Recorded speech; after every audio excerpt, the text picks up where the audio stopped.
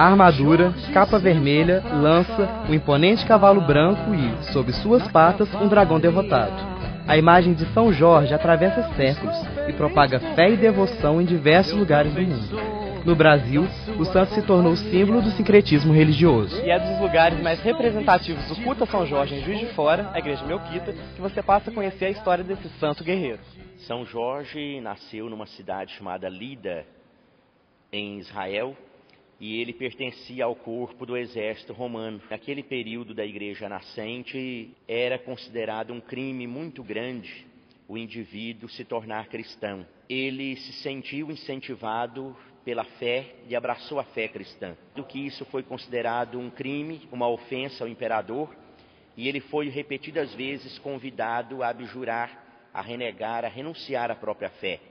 Foi submetido a várias torturas, culminando na sua degolação. O pessoal falava muito por ter nascido no dia de São Jorge, né? E aquilo ficou marcando, mas eu não tinha um conhecimento assim para querer fazer alguma coisa. Mas aí comecei a pesquisar e a guardar documentação sobre o assunto. E nessas pesquisas também o senhor descobriu um pouco essa relação da imagem de São Jorge com o dragão. Por que seria? Um grande artista, que ninguém sabe ainda o nome desse grande artista, daquela época na Itália, pintou São Jorge com um dragão.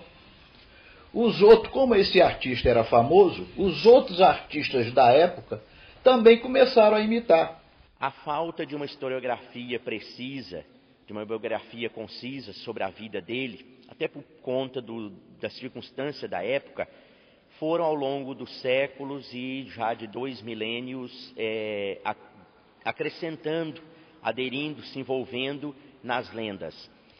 A própria imagem dele, que vem de certo modo envolta na lenda da matança do dragão, não deixa de ser uma grande verdade.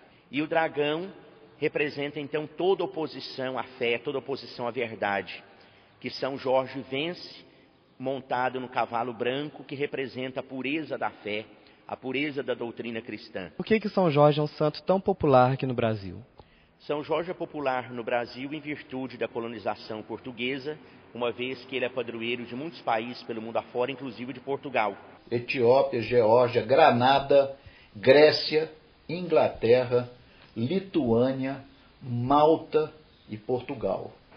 De modo que com a chegada da família real ao Brasil, se instaurou algumas festas do calendário religioso português, católico, e dentre eles, essas comemorações, a festa de São Jorge é uma festa muito grande, e São Jorge foi proclamado pelo imperador Dom Pedro II como patrono do exército brasileiro. E eu cheguei à conclusão que São Jorge foi padroeiro do Brasil. Com essa vinda da família real para o Brasil, essa família tinha um padroeiro, que era São Jorge. E quando veio para o Brasil, eles criaram o Reino Unido. Automaticamente, Brasil e Algarve também tiveram São Jorge como padroeiro. O sincretismo envolvendo a figura e a própria imagem de São Jorge se deu no período da escravatura, quando os escravos, vindo para o Brasil maciçamente cristão, católico, eles não podiam reproduzir as suas práticas religiosas de seus países de origem.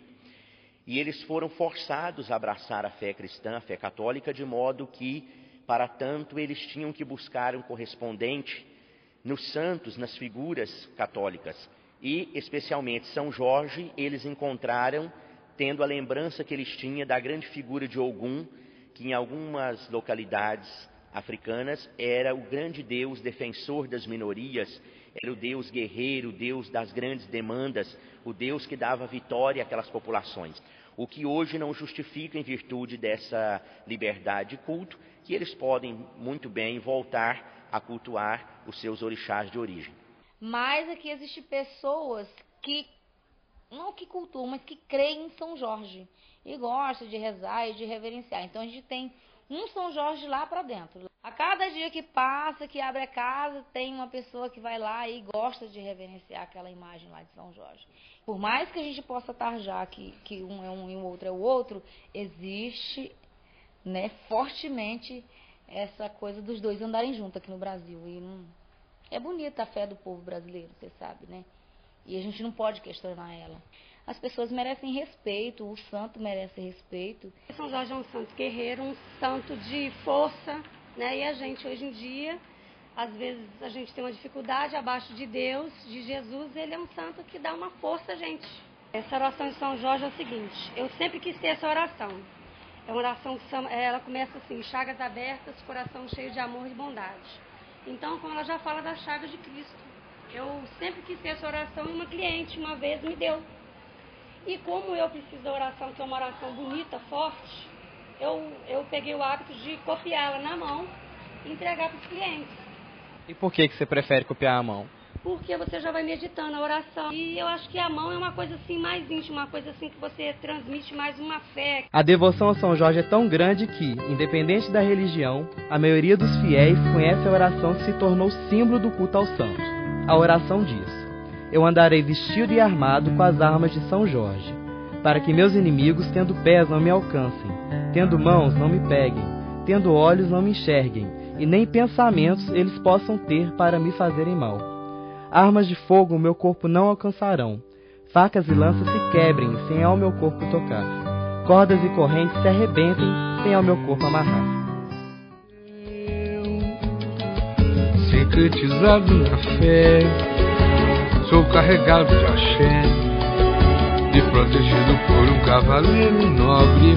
Se vou na igreja festejar meu protetor e agradecer por eu ser mais um vencedor.